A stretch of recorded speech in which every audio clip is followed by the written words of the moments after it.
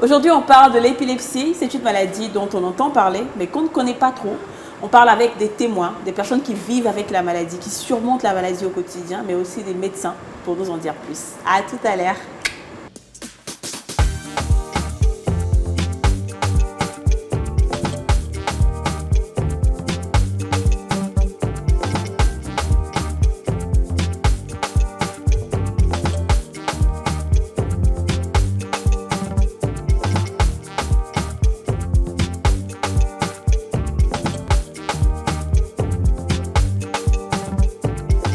On a tous une bonne raison de suivre les femmes d'ici avec Double Millionnaire. Regardez les femmes d'ici avec BabyMed, soins experts pour bébés.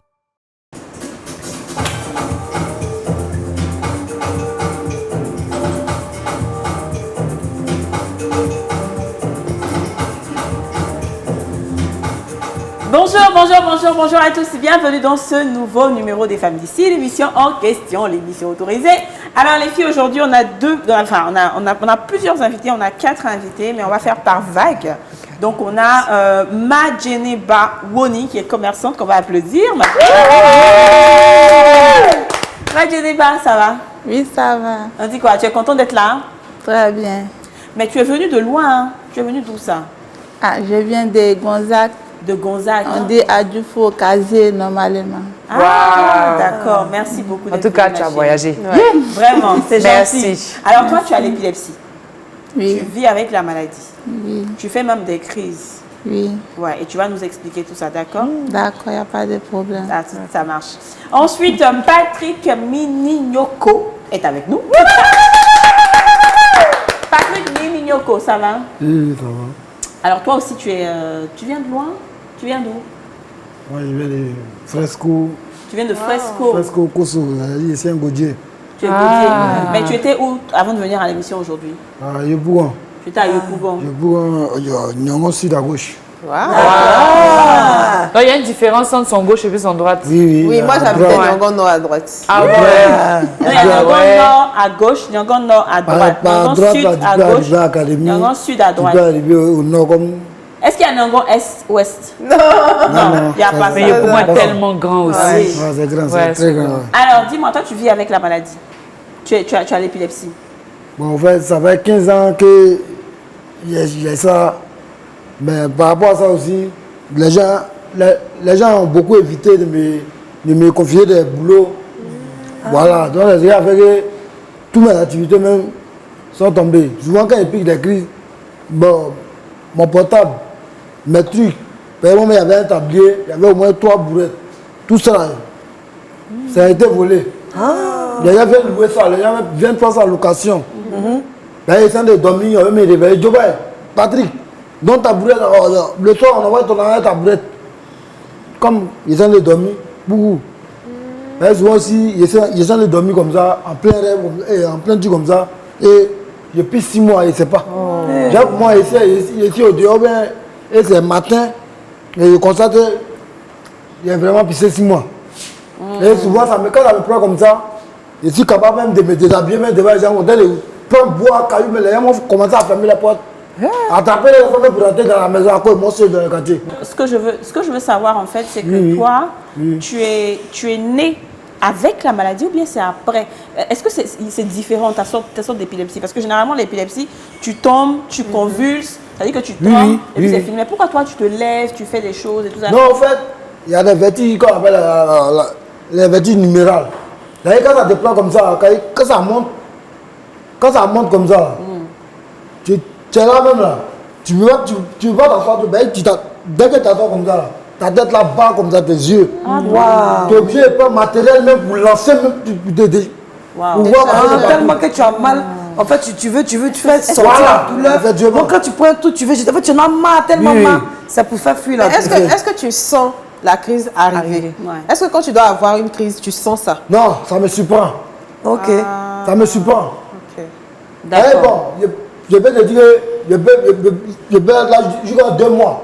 Tu fais pas de moi, crise? Moi, il ne pique pas les crises, ça va. Mais un coup comme ça, tu vois qu'il y a les frictions de mauvaise odeur du sort dans ton nez. Voilà. Donc par rapport à ça, quand ça me prend comme ça aussi, là, ça me rend histologique aussi. Est-ce qu'il y a quelque chose qui déclenche ça? Est-ce que tu as réussi à détecter les choses qui peuvent... Parce que par exemple, à la télé, il y a des fois où on dit, ah, il y a des images que quand ça vient trop vite comme ça, quand vous regardez trop, quand vous êtes concentré là, ça peut vous donner la crise. Est-ce qu'il y a des signes? Non. Pour moi, la télé, les trucs comme ça, je ne regarde pas ça même. Tu ne regardes pas? Parce que moi, si je sors matin, je prends ma bourrette, aller sur la route, chercher 5 francs pour moi. Ouais. Puis, le jour de mon médicament arrive, je complète avec mes parents aussi. On achète. Mais tu n'as pas dit des signes. Il y a des signes ou bien ça te prend. Il dit ça ne prend pas.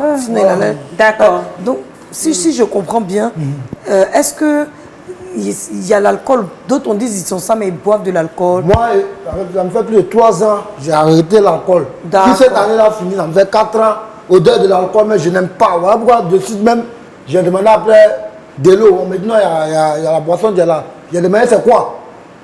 Ils m'ont dit non, c'est sucré. J'ai dit ok, vous pouvez m'envoyer, je vais boire. Mais est-ce que quand tu prenais l'alcool à l'époque, tu n'avais jamais l'impression que tes crises s'aggravaient ou bien ça n'a rien à voir? Non, avant, où je buvais là, dans les premiers temps des élections, où il n'y avait pas de goudron, mais sur la route. Ici, chez nous, là-bas. Il n'y avait rien. Tu vois, c'est à ce moment que moi je buvais. Et c'est pas seulement. Dans ça aussi, peut-être, il y a reçu la maladie. Ah, ils t'ont jeté ça. Ouais, parce que ça me fait plus de 15 ans. Mais moi, j'ai 32 ans aujourd'hui. Ah, d'accord, tu es jeune encore. D'accord. Donc, tu n'es pas né avec la maladie. Voilà. D'accord. Tu sais dans boisson. Très bien. On va revenir à toi tout de suite. Madieneba. Oui. Toi, tu es née avec la maladie? Non, je ne suis pas née avec la maladie, moi. Ah bon? Qu'est-ce qui s'est passé? Moi, c'est après mon mariage, j'ai eu ça.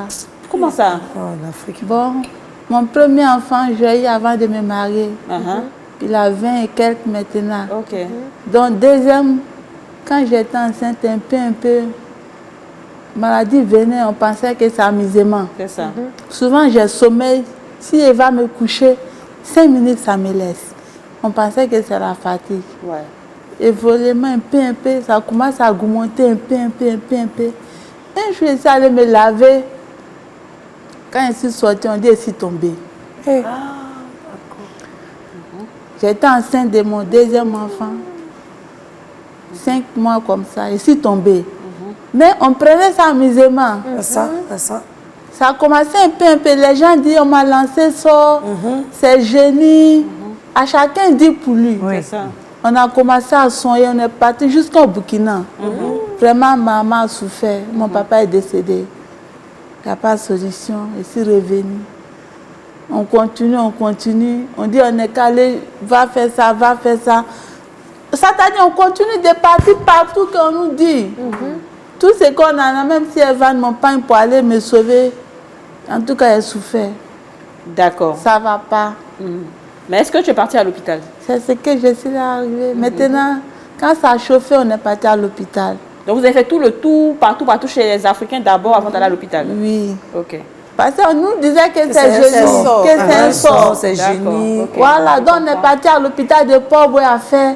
Ils sont fatigués. On nous a donné papier, on est parti au CHU de Treichville. Ils ont fait, ça ne va pas. Et maintenant, ils ont donné papier, on est calé au CHU de Cocody. En euros. Dieu merci, on allait tomber sur une bonne personne. Eux aussi, ils ont commencé à traiter. Vraiment, les dames même qui étaient là. Le premier jour même, ma maman partait avec moi. C'est pas possible. Elle a attrapé ma mère parce qu'elle ne voyait pas clair. Elle ne voyait pas clair. On a fait. Maintenant, les dames ont dit à maman, même si le jour maman n'est pas l'argent pour payer le ticket, elle n'est qu'à m'envoyer. Ils vont donner l'argent, elle va aller payer le ticket au labo. En ce moment, le ticket était 3500. C'est quoi le ticket? C'est pour la consultation. consultation. Consultation, là. Donc, on a commencé. Après, les gens ont contaminé maman encore. Que c'est faux. Que ce n'est pas maladie d'hôpital. Donc, on a laissé un peu. Donc, moi-même, j'ai vu. Mais quand tu te soignais à l'hôpital, ça a commencé à aller. C'est ça que j'ai dit. Moi-même, j'ai vu un moment. Quand je prenais comprimé, ça a commencé à aller. Donc, quand ils ont commencé, c'est comme ça, on a arrêté, non? J'ai laissé maman un coup, j'ai pris ma route, moi, je suis partie au Tu es Chine. parti au chute toi-même. C'est ça, dès que bien. les femmes m'ont vu, elles disent, hé, ma Djeneba, depuis là, pourquoi tu ne venais pas? Je suis commencé à pleurer. Elle dit, non, il faut venir, il faut t'asseoir, il faut t'asseoir. Ouais. Maintenant, ils me sont asseoir, ils ont parlé avec moi, que pourquoi tu ne venais pas? Il dit, vraiment, je n'avais pas d'argent. Il dit, mais qu'est-ce qu'on t'a dit? On ne t'a pas dit que tu n'as pas l'argent, il faut venir. On va t'aider, tu vas guérir. Maladie, là, ça va guérir. Dès que tu traites normalement, là, ça va te laisser. Si ça ne t'a pas laissé, c'est que c'est la volonté de Dieu. ça. Il dit, bon, d'accord. Il a commencé maintenant, il voit Dieu clair maintenant. Il a commencé Dieu mon merci. traitement. Tu as pu accoucher normalement, tout s'est bien passé. Il y a 6 enfants. 6 enfants. 6 enfants. Ouais. Tu es Dieu comme ça, bravo. Je me rappelle que c'est au bout du deuxième enfant que ça avait commencé. Parce que j'avais déjà eu un premier. Non, hein, un premier là, ça, il n'y avait pas d'épilepsie là-bas. 5 enfants là, il fait tous 5 enfants d'épilepsie. Wow. Mais avec les médicaments, est-ce que tu fais des crises, des grosses crises C'est encore? ça qui vient là. Quand je prends le médicament, moi, je ne fais pas le crise. Ouais. C'est ça. Le problème maintenant, on ne gagne pas. Oui. Voilà ma mort qui vient maintenant. Il Non. commence à pleurer On encore. brise ça au nom de Jésus. Oh non. Ça Dieu. va aller. Maintenant, si moi je prends le... Je ne pique jamais crise. Pendant combien de temps? Même, on s'en va dans 10 ans et quelqu'un. Ah ben c'est bien. 10 ans et quelqu'un, si je veux calculer, peut-être 15 ans même. C'est-à-dire que quand tu prends le médicament, tu ne fais pas de crise pendant Je- 1 an, 2 Non, ans. non, 10 ans et quelques, je ne piquais Mais- pas le crise. Parce Mon qu'elle prenait ça docteur, là. régulièrement. Attends, parce que tu prenais ça régulièrement. C'est ça. Tu prends ça tous les jours. Oui, Ah, tous les jours. voilà. Tous les Quand jours. ça a commencé à manquer, Oui. ça, donc c'est le ça. crise a commencé. Mais comment on vous a pas donné d'explication pourquoi ça manque? On dit, les jeunes prennent ça pour se droguer. Ah, voilà. Voilà, mais C'est voilà. vrai, c'est vrai. Voilà. Je Donc comprends. Tu as maintenant, mon vu ça. docteur au Chi de Cocody s'appelle docteur Crédit. Pardonne, applaudissez-lui pour moi. Il a un euro. Vraiment, c'est un bon père pour C'est moi. c'est un bon père. C'est un Mais quand bon tu fais père. tes crises, qu'est-ce qui se passe? Est-ce que quand tu fais des crises, des gens autour de toi, est-ce que les gens te volent Le comme lui crise aussi? même est dangereux la nuit. Ouais. Si tu dors, que tu piques la crise, c'est plus dangereux que tomber. Oui. Et ça te fait Pourquoi? comment même? Parce que je pisse 6 mois. Mes langues là, je mords tout. Ouh là là là là là Quand- là. quand Oui, c'est là parce qu'on- que c'est... Voilà, tu es je mange crispé. toutes les langues là. Jusqu'à là, ça sort sur mes langues. Je ne sais pas comment. Avant de me lever, toutes mes bouches là sont remplies avec sang. Oh là là. Après, on dirait ils ont pris bois pour me taper. Je T'as mal deviens partout. faible un coup. Je n'ai plus force encore. Et quand tu fais la crise dehors, Quand quand je- tu vends, quand tu vas vendre, Vraiment, c'est dangereux. Tu peux tomber sur Tu n'importe peux, quoi. oui. Oh, même le mois passé, moi je suis tombée. Ils ont volé mon portable et mon porte-monnaie. Les gens sont Les gens méchants sont comme comme ça. Mais vous voyez les conséquences de la jeunesse. Mais quand je me suis réveillée, j'ai pleuré pour mon enfant. Eh Allah. J'ai dit, hey, où est mon bébé? Où est mon ça, bébé? On c'est dit, il faut t'asseoir, il faut t'asseoir. Je ne pouvais pas maintenant courir à Djoufou. Et si parti voir un monsieur qui fait chose, je l'ai salué, il pensait que c'est folle. J'ai dit, pardon, il faut appeler mon numéro. Moi, j'ai piqué crise, mais ils ne voient pas porte-monnaie, ils ne voient pas mon enfant, ils ont volé mon enfant. Hey. Le monsieur dit, il faut dire le numéro. Il pensait que c'est folle. Donc, quand on appelait le numéro, ça ne passait plus. C'est un autre voisin qui passait, m'avait dit, maman de Maram, tu as quoi? J'ai dit, maladie là, de il dit, oh, elle a attrapé ma main. Elle dit, il faut te calmer, il faut te calmer. Je me suis calmée, elle dit, mais il y a quoi? J'ai expliqué, elle dit, attends. Mais un aide d'attente là, ma voisine vient maintenant un enfant là. Ah, Dieu merci. Déjà, elle a vu façon elle piquait crise. si elle a pris l'enfant pour Elle le a pris garder. l'enfant, elle sait Ah, c'est bien. qu'elle ne pouvait plus tenir encore Oui. même. Donc, il vaut mieux de me laisser. Elle me calme. La crise dure combien de temps à peu près? Bon, la crise du pas. Ça peut Ça- faire quoi? 1 minute, 2 minutes, 5 Voilà, minutes? 1 minute. Si ça a trop duré, c'est 5 minutes, moi, dans mon pensée. Parce que moi, il s'est passé. Si ça ne peut-être dure que ça pas, dure plus ça ne vaut pas longtemps. 10 minutes en tout cas. D'accord. Mais la crise est trop dangereuse. C'est ça, c'est fort. Quand j'aimerais juste dire que voilà ce que la dame vient de dire. Elle parle des médicaments que les jeunes prennent pour voir d'après vous à son acquis, à son non. Je viens madame, vous prenez ça et voici une dame qui est ici, qui est malade, une mère de 6 enfants, qui ne peut pas se soigner, qui a fait 10 ans sans crise. Aujourd'hui, à cause de vos bêtises, votre inconscience, cette dame se fait voler et elle n'est pas la seule. Merci à elle, à ce jeune homme qui a accepté de venir témoigner. Vraiment. Les gens ont souvent honte de parler de leur maladie. Parce que vous ne, à cause de vous, Une maman de 6 enfants ne peut pas se soigner. C'est ça. C'est quelle bénédiction vous allez avoir dans votre vie? Alors, Patrick, toi, est-ce que tu prends des médicaments? Oui, oui. Tu prends les mêmes médicaments? Au départ, j'ai commencé avec... C'était tellement cher aussi, mais ça n'allait pas. J'ai pris ça, la plaquette coûtait 10 290. Et puis il y avait combien dedans? C'est 30 comprimés mois. Un jour, un comprimé par jour. Un par jour. C'est-à-dire le soir, avant de boire, il faut manger d'abord avant de boire ce comprimé. Mais si tu te caches sans manger, n'a rien. Voilà pourquoi dans le quartier, moi je n'ai pas honte avec quelqu'un.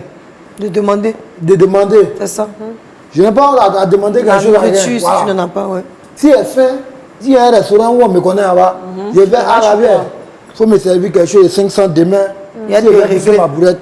Et comme ça, le lendemain, il va pousser mes trucs, je viens, je lui remets son argent. Donc là, quand tu as fini de prendre...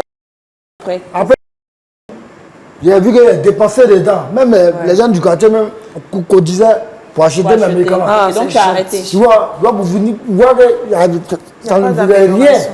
Ça te faisait rien? Oui, oui. Tu ne ressentais pas comme elle que la crise diminuait? Je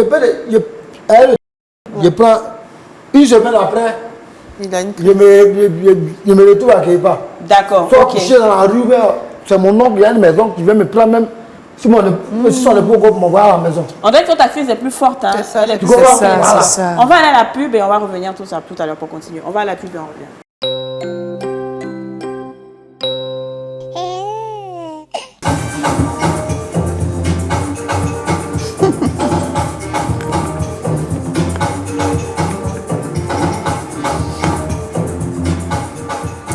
De retour sur le plateau, de retour dans le salon de Yasmine avec nos invités Madjene Bawoni et Patrick Minignoko. Paco! Alors on va avancer avec vous rapidement et après on sera rejoint par les médecins, d'accord? Donc Madjene Ba, ta famille, comment ils ont vu tout ça? Surtout que tu n'es pas née avec. Comment ta famille a vu ça? Ton mari? Et Dieu. En tout cas, ça, mon mari, même comme ça. C'est bien. Oh. Il s'appelle comment? Il s'appelle Abdraman Démé. Eh, maman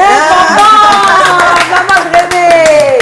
Faut lui dire, faut dire ce que tu veux lui dire aujourd'hui. Je t'aime mon cœur. Je te donne longue vie. Amen. Allah barka de dem là. Amen. Allah baranyana mandi. Allah qui deme. Amen. Allah cantonio. Amen. Très très bien. C'est très bien. Et la première fois que tu as piqué une crise devant lui, comment il a réagi? Comment toi, est-ce que tu t'en rappelles un peu? Comment toi-même tu as réagi aussi? Non, parce que je suis dans sa main. Si je pique la crise la nuit, c'est avec lui que je vis. Même si je pisse sur le lit, le lendemain, c'est lui de me dire souvent, tu as piqué crise, tu vois pas. Je dis, Dieu, je commence à pleurer. Je dis, non, il faut laisser, ça va passer. Un jour viendra, tout ça va passer. C'est ça. Même avant-hier, il me disait, il dit, je prie pour toi toujours. Dieu n'est qu'à t'aider, maladie là va finir. Tu as un bon mari. C'est un bon mari. Mon témoin. Mais j'ai pris aussi, Dieu n'est qu'à lui donner bon travail. Parce que le travail n'est pas ça. C'est vrai. C'est pourquoi je me débrouille pour aller vendre souvent et tombe là-bas. Mais moi, j'ai une question. C'est vrai que le médicament vous a guéri. Et puis aujourd'hui, le médicament manque. Mais je suis sûre qu'à votre maman, ils ont dû lui dire que c'est parce que tu viens de te marier. Les gens ne veulent pas que tu te maries. C'est pourquoi ils ont mis ça sur toi, menti, bouffer l'argent de ta maman jusqu'à... Hein? Combien d'années ils ont bouffé l'argent de la tante là? Ça, je ne peux pas calculer. Ma maman même est vive, elle est là. Elle-même, je la demande, Dieu n'est qu'à la donner longue vie. C'est ça. Chaque jour que Dieu fait, elle m'appelle.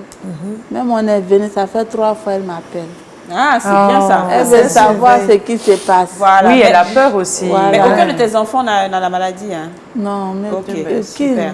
Et tes amis, Tu tu n'as pas perdu des amis, les gens ne t'ont pas laissé à cause de ça parce qu'ils ont... Tu vois, les gens sont bizarres. Ça, c'est pas mon problème. C'est Dieu qui a mis ça sur moi. C'est le même Dieu qui peut me guérir. Vraiment. Ça. Si c'est pour regarder les gens, pour dire, ouais, c'est comme ça, c'est que je ne vais plus vivre avec les gens. Vraiment. Est-ce que le docteur t'a dit pourquoi tu es tombée malade? Est-ce qu'il a donné une raison pour laquelle tu as eu cette maladie?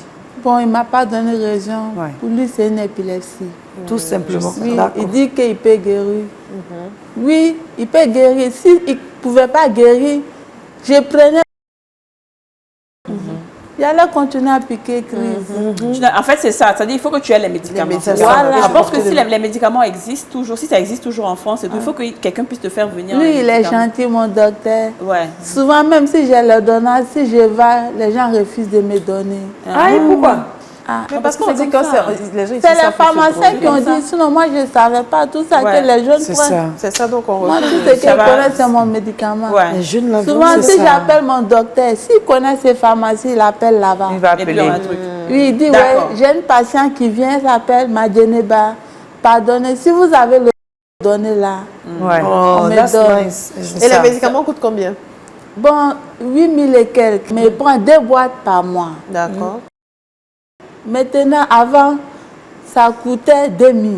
Maintenant, ça coûte 3 500. Et puis, ils ont diminué 3 comprimés dans la boîte. Donc, ça... Ok.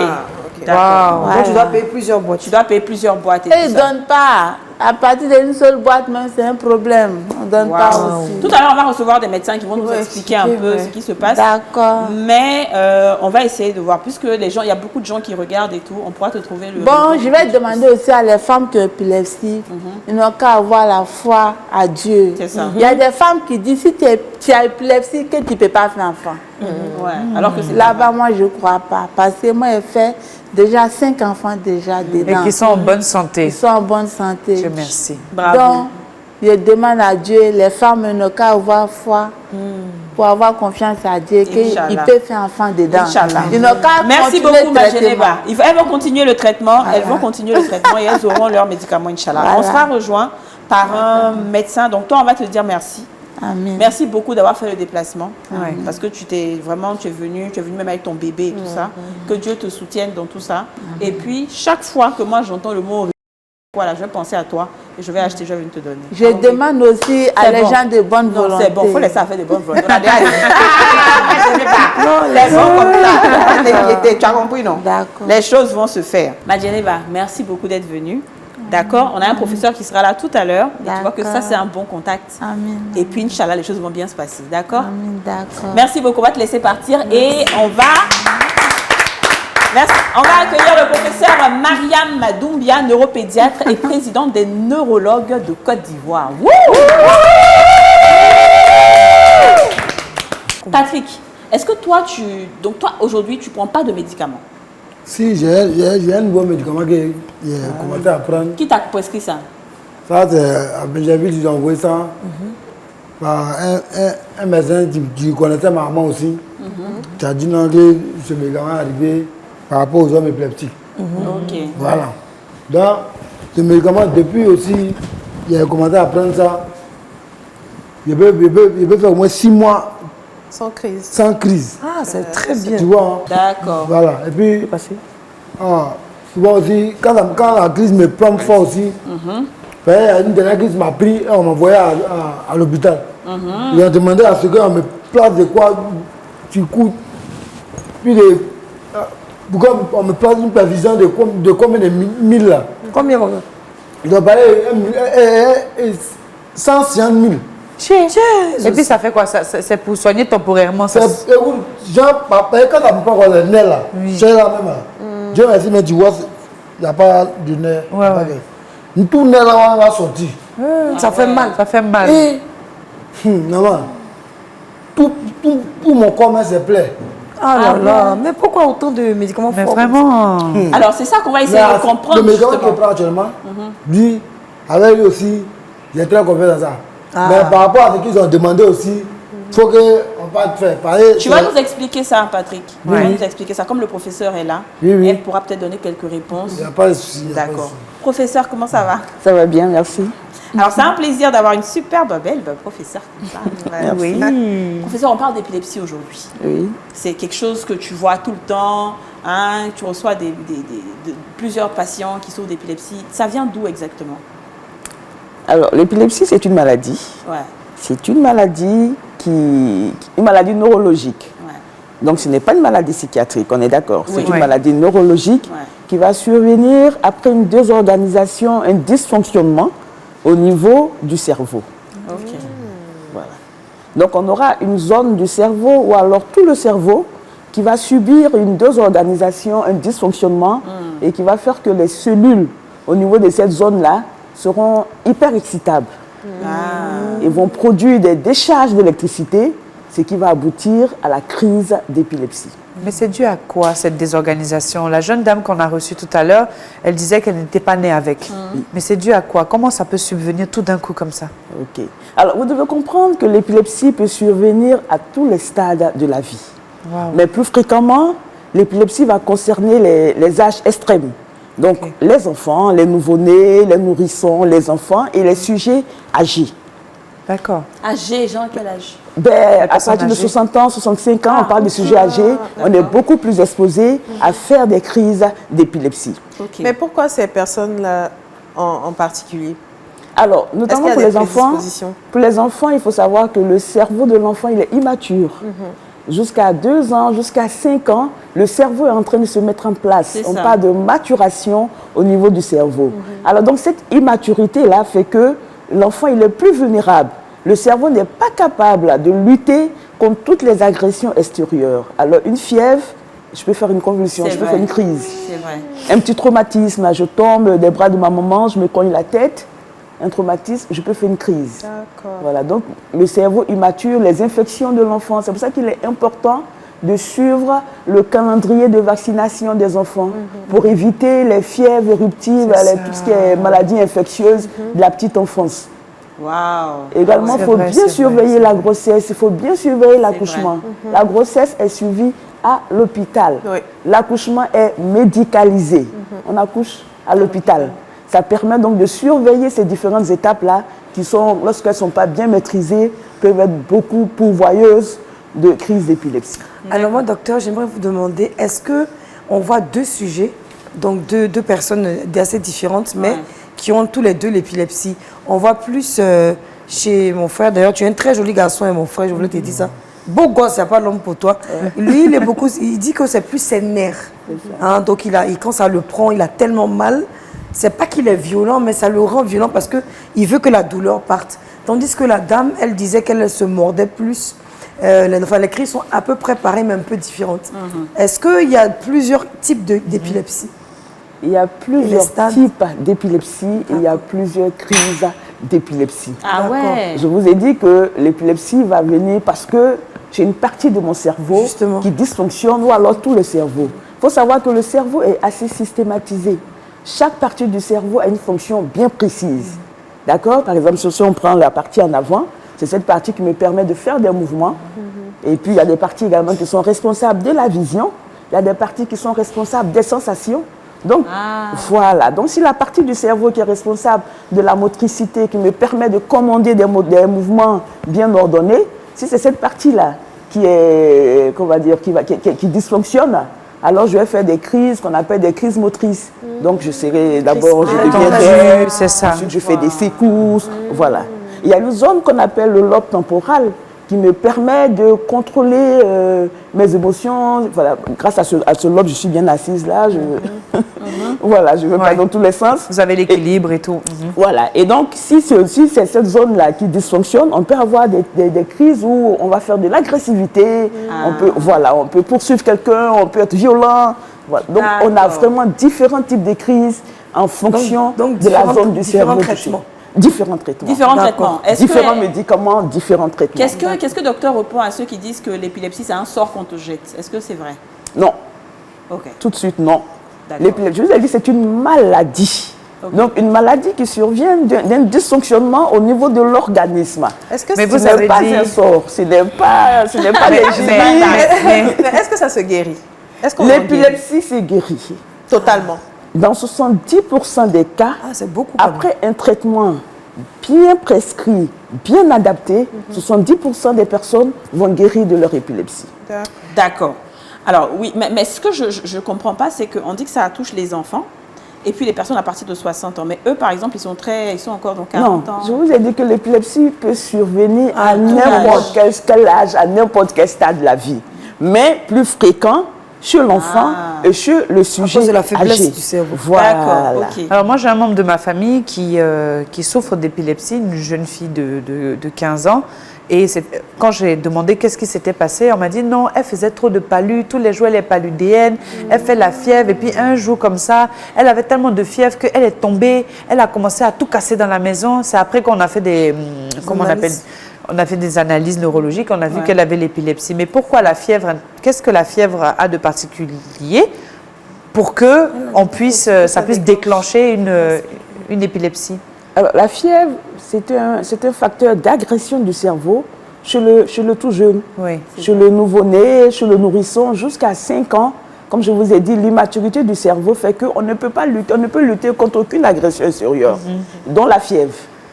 C'est pour ça qu'il faut vraiment bien contrôler les fièvres. Quand un enfant fait de la fièvre, il faut l'envoyer à l'hôpital. Le pédiatre va faire son diagnostic, il va vous donner le traitement qu'il faut.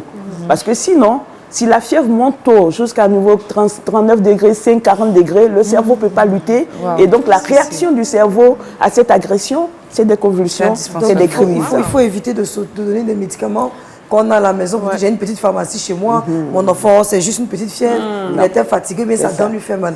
Alors les médicaments, madame, ça coûte cher? Non, pas tous. Ah, bon, cher, ça dépend du niveau de chacun.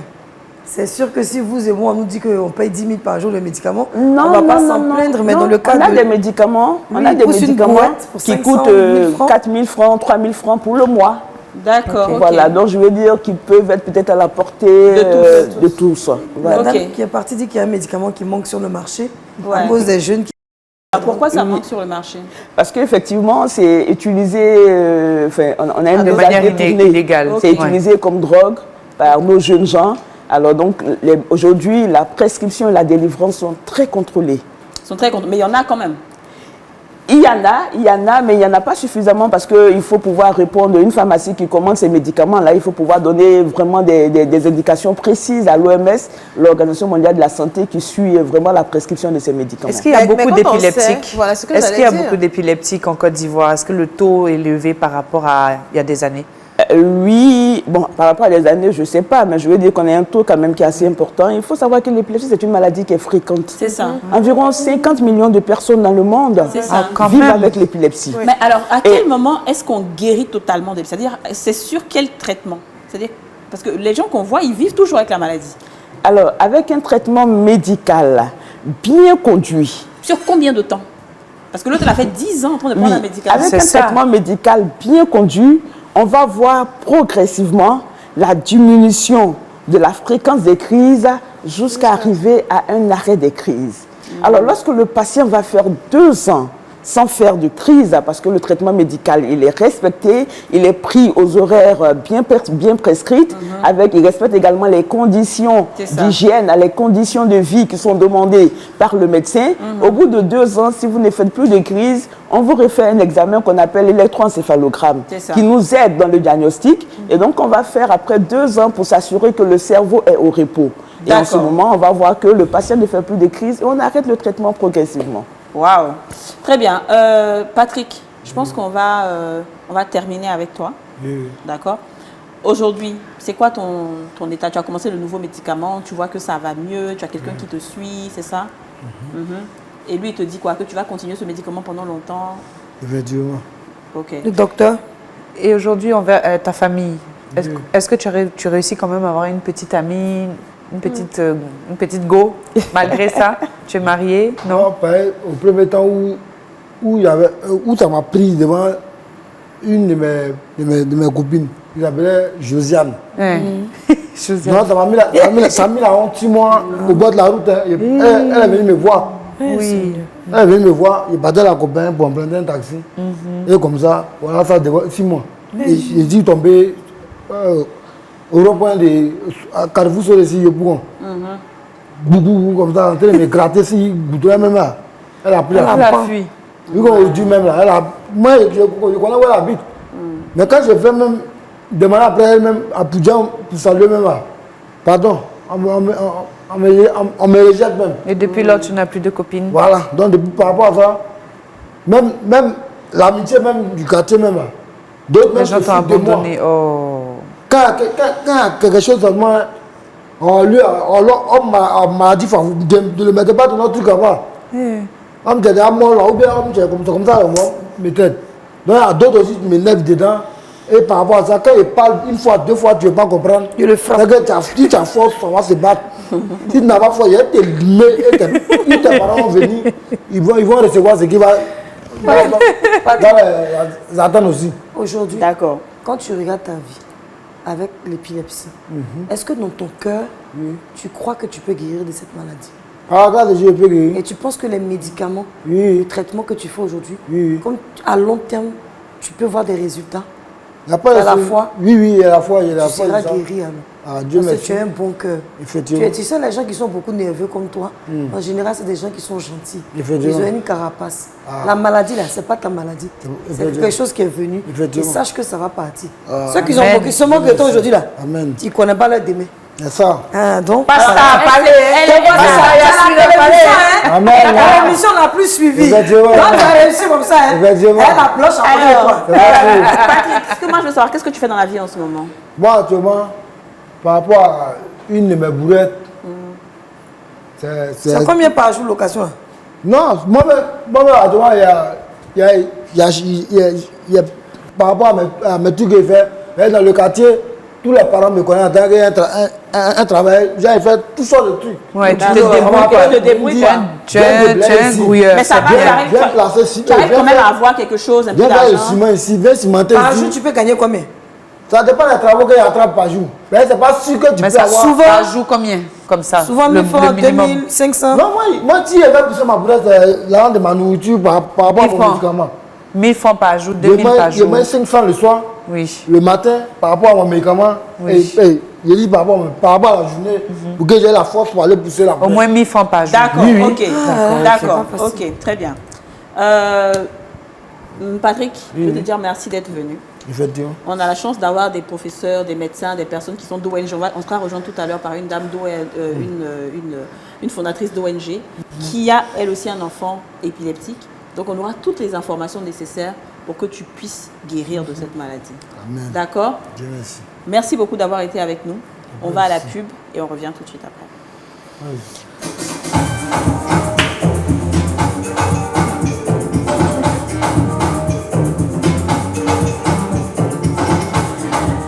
De retour dans le salon des femmes d'ici. Aujourd'hui, on parle d'épilepsie. Nous avons été rejoints entre-temps par Olive Saka et Poustiena, présidente de l'ONG Tous contre l'épilepsie. Et nous sommes toujours en compagnie du professeur Mariam Doumbia, s'il vous plaît. La présidente des neurologues de Côte d'Ivoire. La présidente de l'association ivoirienne de lutte contre l'épilepsie. Ça sera pas plus grave même encore. Non, mais vraiment. Mais elle a prophétisé sur ta vie, un professeur. C'est une prophétie. Mais c'est tout ça, la Mariam, que tu fais. Ouais. Mais il y en a dedans, tout ça, maman. Yasmine. Vous savez, depuis qu'on est en train de papoter la nuit, nous a trouvé chez nous. Il fait nuit. On va commander à manger.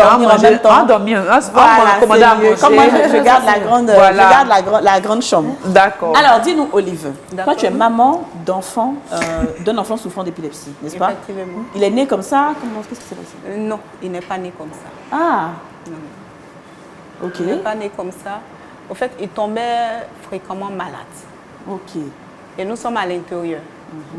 Donc là-bas, à chaque fois qu'il tombait malade, moi je l'emmenais à l'hôpital, chez les infirmiers. Et à chaque fois, il lui apportait des soins. Mais puisque moi, je ne suis pas dans le domaine de la santé, hein, donc, du coup, moi je vais, l'infirmier, il prescrit ce qu'il a. Et l'enfant, il avait son bon sacat. Donc, du coup, moi, je n'avais pas de difficulté pour acheter les médicaments. Mais c'était fréquent, à chaque fois, il chauffait de la tête jusqu'au bas-ventre. Et la plante de ses pieds, c'était glacé. Glacé même. Donc, ça m'inquiétait. Et moi, je partais régulièrement. Et quand j'arrivais souvent, les infirmiers me disaient hey, enfant de boss, c'est boss, tu es arrivé encore. J'ai dit c'est parce que ça ne va pas auquel je suis là. Bon, ils prenaient ça pour me déstresser un peu, pour que je puisse oublier un peu les pensées. Donc, du coup, ça continuait. Et un jour, l'enfant, toute la nuit, il a eu des palpitations. Il ne savait pas trop s'exprimer. Donc, il disait, maman a boire de l'eau. Maman a boire de l'eau. Et c'est comme ça que le lendemain, puisque je suis à la mairie je travaille à la mairie de Digonifla, donc du coup, je suis partie d'abord voir mes patrons pour demander une autorisation à mes chefs, pour demander une autorisation et puis emmener l'enfant à l'hôpital. Et j'étais là, au sein de la mairie, et l'enfant a commencé à s'agiter. À convulser? Non, d'abord, avant de convulser, il était devenu d'abord tout glacé. Et au niveau du cœur, c'était un peu chaud. Bon, en tout cas, c'est ce qu'on a constaté. C'était un peu chaud. Et c'est après cela que l'enfant a commencé à convulser. Et quand il a fait juste un petit signe. Bon, nous, on ne connaît pas. Donc, automatiquement, on l'emmenait. Et ce jour-là, même mes chefs et tous, tout le monde, on était tellement affolés que nous tous, on est partis à l'hôpital. Et arrivé là-bas, les infirmiers ont fait ce qu'ils pouvaient faire. Et la dame que j'ai trouvée, l'infirmière m'a dit, ne t'inquiète pas. Arrivé à la maison, il va beaucoup dormir. Donc, reste près de lui. Quand il va se réveiller, les choses iront plus mieux. Je dis, ok, donc je suis partie. Il était couché, je suis restée près de lui et dit, quelle que soit l'heure, je vais voir comment est-ce que l'enfant va se réveiller. Donc, j'étais près de mon garçon, je l'observais et quand il s'est réveillé, il voulait se tirer. Et quand il a essayé, il ne pouvait plus bouger. Donc, il a fait ça 2 fois. Là, maintenant, ses yeux se sont ouverts. Il a essayé encore de se tirer. Souvent, quand tu es couché, tu veux te tirer. C'est ce qu'il a fait. Et il était bloqué. Donc, du coup, moi, je suis là, mais je suis affolée. Je vois mon enfant. Donc, je le soulève rapidement. Et quand je le soulève, sa tête va à l'arrière, les pieds. Et ça fait comme si ça avait fait un cercle. C'est ça. Donc, du coup, je me suis affolée. Franchement, ce jour-là, c'était... Le ciel m'était tombé là. J'imagine. J'imagine. Donc, je prends l'enfant... Il fait tous les signes en même temps. Hein. Ses doigts, ça se tord, sa bouche, il commence à mâcher en même temps sa langue, sa salive sort. Je n'avais jamais vu ça. Donc, du coup, je l'ai pris rapidement. Et nous sommes à l'intérieur, comme je le dis. Donc, du coup, je l'ai mis sur mon dos pour aller chercher. Parce que je ne peux pas. Il y a pour dire, tu vas appeler tout ça. Aller chercher. Et je suis partie à l'hôpital avec l'enfant. Mais quand je suis arrivée, j'ai dit, madame, elle dit, non, on doit l'évacuer. J'ai dit, ah, mais mon enfant entend de moi, mais c'est quoi? Elle dit, non, madame, allez-y rapidement. Donc, c'est comme ça qu'on est parti. J'ai oublié avant de partir, mais je suis partie d'abord, nous sommes africains, mon cher. Donc, je suis partie d'abord à l'église. Comme j'ai. Donc, je suis allée voir mon pasteur. J'ai dit, ah, pasteur, voici, lui-même, il a vu l'enfant et il a commencé à prier. Pendant ce temps, l'enfant était en crise toujours. L'enfant convulsé. Parce que tu n'as jamais vu, donc tu es affolé. Toi, tu cherches une solution. Voilà, donc mon pasteur a commencé à prier. Pasteur Kwame Lalé, que je salue de passage, il a commencé à prier pour l'enfant. Il a prié. Et quand il a fini, lui, à chaque fois, il dit, on a fini côté spirituel. Allez-y maintenant à l'hôpital. Lui, il a dit, bon, spirituellement, c'est bon, tu peux l'emmener à l'hôpital. Et je suis partie. Quand je suis partie, il dit, non, va rapidement à Oumé. Parce que Oumé n'est pas loin de Diegonifla. Et c'est comme ça que je suis partie à Oumé. On a fait 3 jours à Oumé. Et là-bas, au sortir de là-bas, j'ai demandé, mais mon enfant a quoi? On me dit, non, c'est infection. J'ai dit, infection? Mais c'est quelle infection tu fais? Donc, bon, c'est comme ça. Et à quel moment on t'a dit que c'était de l'épilepsie? Que tu as su que c'était de l'épilepsie? Non, bien avant ça. Et quand ils ont dit que je suis revenue à Diegonifla, nous sommes africains, j'ai commencé maintenant à faire indigénat maintenant. Pendant 2 ans, où j'ai galéré. J'ai broyé du noir, si on peut dire, c'est parce que je vivais pour finir avant sur Salé. Et j'étais seule. Le père, il est venu une fois à la maison. Lui, il n'était plus à Diegonifla, on l'avait affecté. Donc, il est venu une fois à Diegonifla et l'enfant a fait la crise devant lui. Et quand il a vu, il a été tellement traumatisé. Sur le champ, il pleuvait, il allait s'arrêter sous la pluie. Et il est resté jusqu'à quand il est parti. Il n'est plus revenu. Pas parce qu'il a abandonné l'enfant, mais c'était fort. Mais moi, c'était mon garçon. Je ne pouvais pas l'abandonner. Jamais. Donc, c'est comme ça que j'ai fait le tour des amours. En tout cas, je me suis promenée à mon enfant.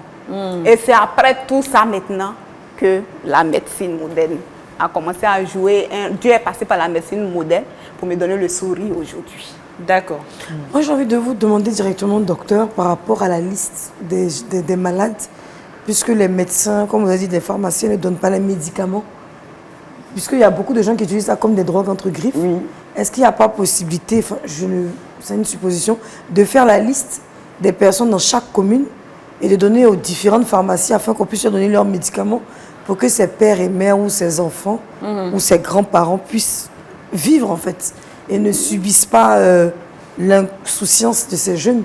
C'est-à-dire chaque commune a une liste de malades puisque les docteurs dans les différentes communes sont là. On donne à la pharmacie, on sait que lui, il a pris cette semaine. Enfin, une base de données, parce que la Côte d'Ivoire a quand même avancé aujourd'hui. Oui, mais c'est à ça que servent les ordonnances. Ce sont des médicaments qu'on ne peut délivrer sans ordonnance. Il faut présenter une ordonnance et une ordonnance qui est à jour. Alors, lorsqu'un patient va vous dire qu'on ne lui a pas délivré le médicament, il a peut-être une ordonnance qui est périmée. Bon, on a une dame qui a dit le contraire tout à l'heure.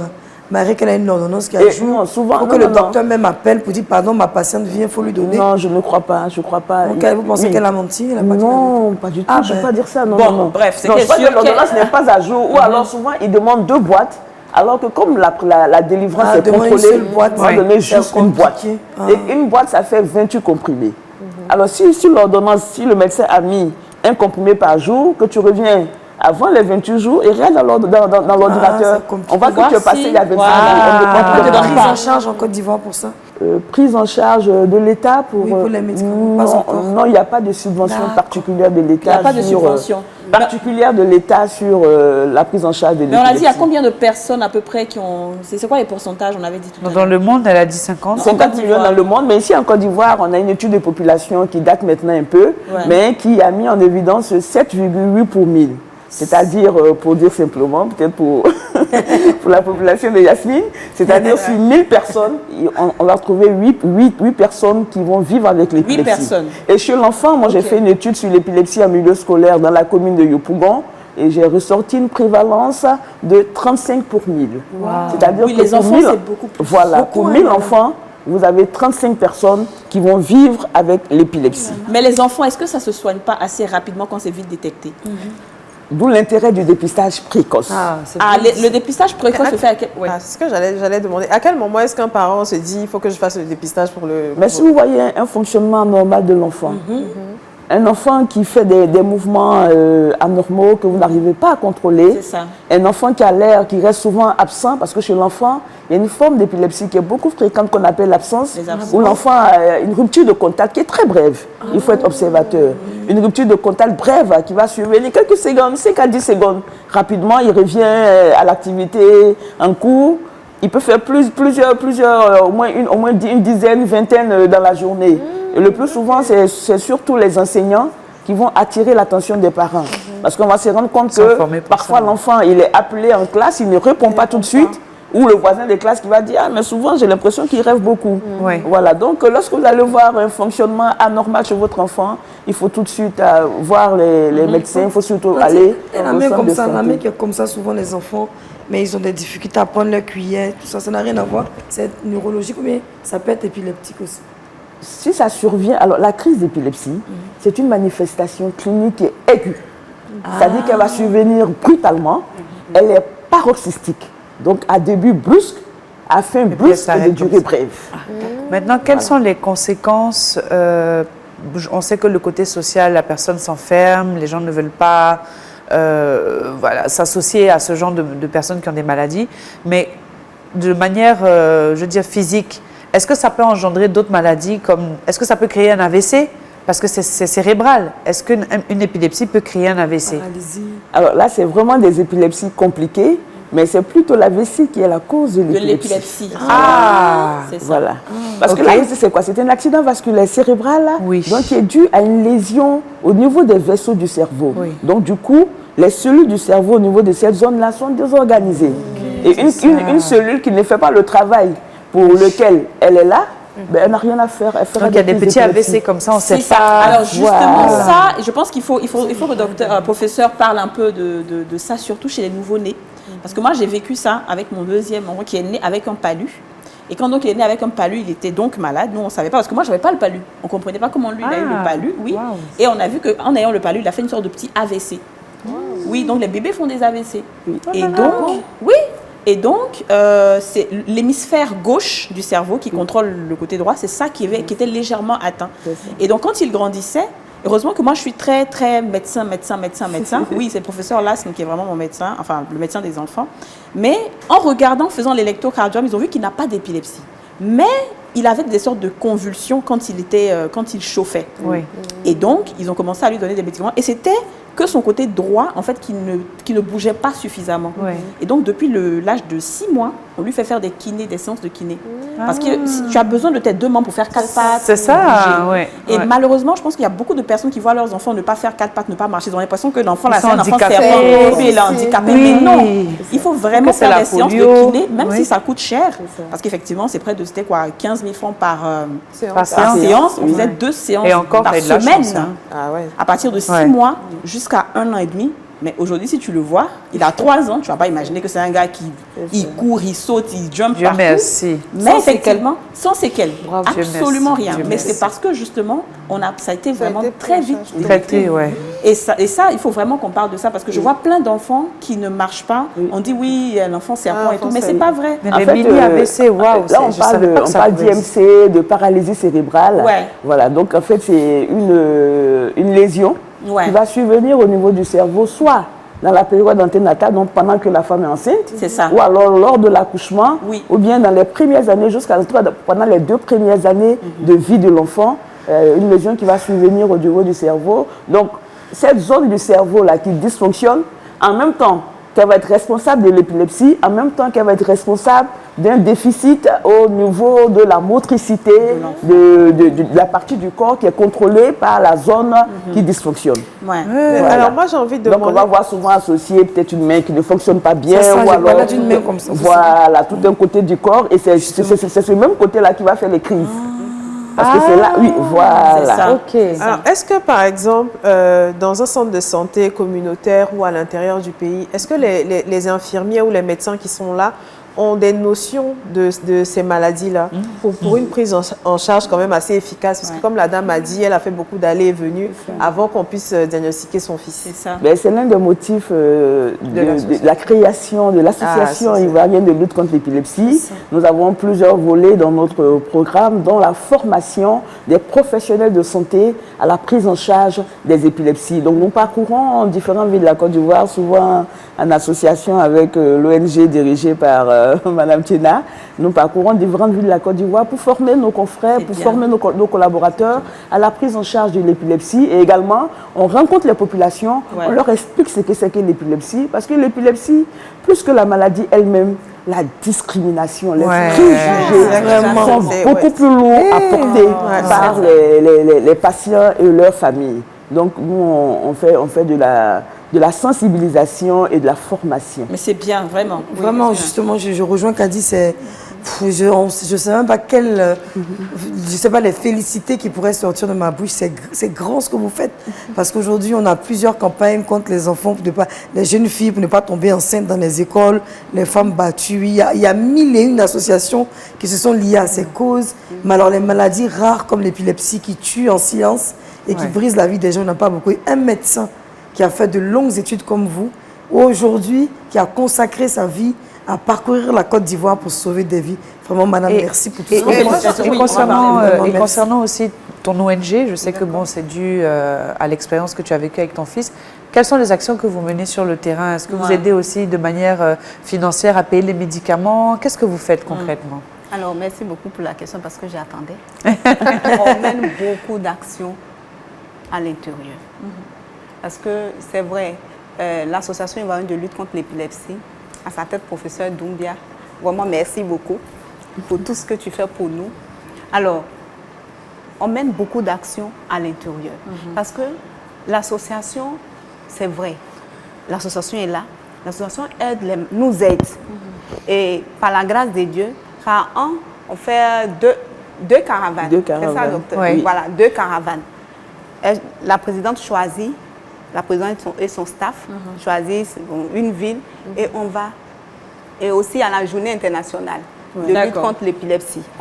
Mais on s'est dit que ce n'est pas suffisant. C'est peu. Donc nous sommes au cœur je peux dire, de la Côte d'Ivoire parce que nous sommes à l'intérieur. Donc là-bas, on fait aussi des campagnes de sensibilisation. On fait sortir la population. On peut choisir par exemple Oumé. Le 7 octobre, par exemple, on était à Oumé, où on a sensibilisé à Oumé et il y a eu plus de 63 malades ce jour-là. On a quitté Oumé à 23 h pour Diego Nifla. Et là, on n'avait même pas fait assez de sensibilisation. Et c'était 1 à 2 semaines de sensibilisation.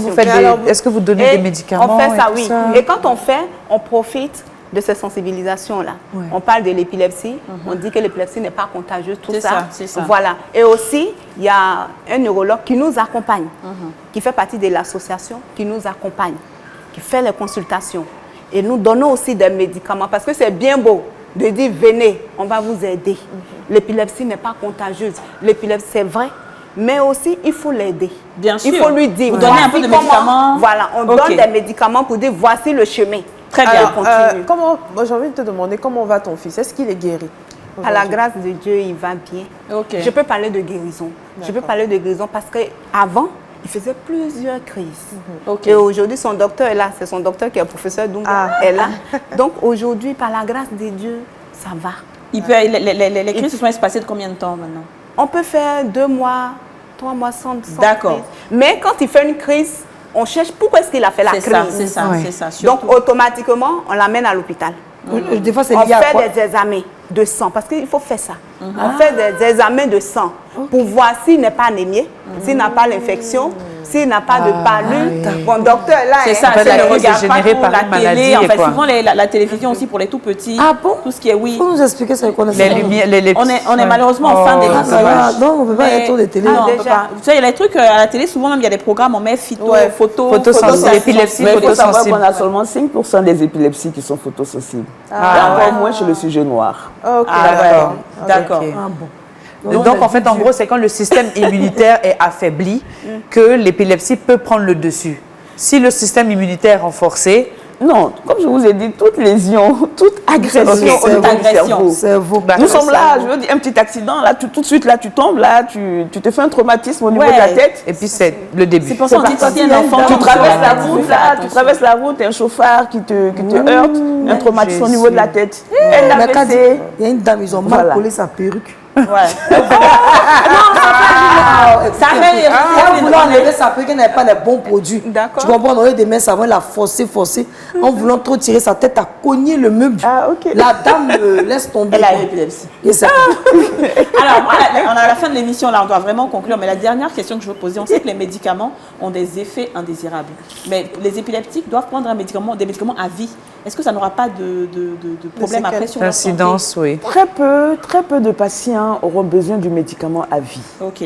Lorsque le médicament il est bien conduit, il est bien respecté, avec, comme j'ai dit, les mesures d'hygiène de vie, c'est-à-dire sommeil suffisant, éviction de l'alcool, pas de drogue. Quand une personne qui vit avec l'épilepsie respecte vraiment toutes ces mesures-là, vous allez voir que progressivement, les crises vont réduire de fréquence et d'intensité, et puis on va arriver à la guérison. D'accord. Voilà. Est-ce que le gourmet peut te donner, parce que le gourmet fait que mon cerveau souvent peut piquer. Alors peut-être ça peut être ce qu'on appelle un facteur favorisant, parce que le gourmet, ça va te mettre en position de stress psychologique. Donc un facteur favorisant, mais ce n'est pas une cause. Non, professeur, son cas est différent. Je vais expliquer ça tout à l'heure. Olive, merci beaucoup d'avoir été avec nous. Maison. Professeur, merci d'avoir été avec nous. Ce que moi je vais dire, c'est un plaisir. La question peut-être à laquelle tu vas répondre plus tard, pas sur ce plateau, tu vas répondre à la question avec Yasmine. Est-ce qu'on peut avoir l'épilepsie sans s'en rendre compte? Le fait de parler beaucoup, est-ce que ça peut être une épilepsie cachée? Merci beaucoup de nous avoir suivis. On se retrouve demain pour un nouveau numéro des Femmes d'ici. Vous venez de suivre Les Femmes d'ici avec Double Millionnaire. Vous venez de suivre Les Femmes d'ici avec Babymed, soins experts pour bébés.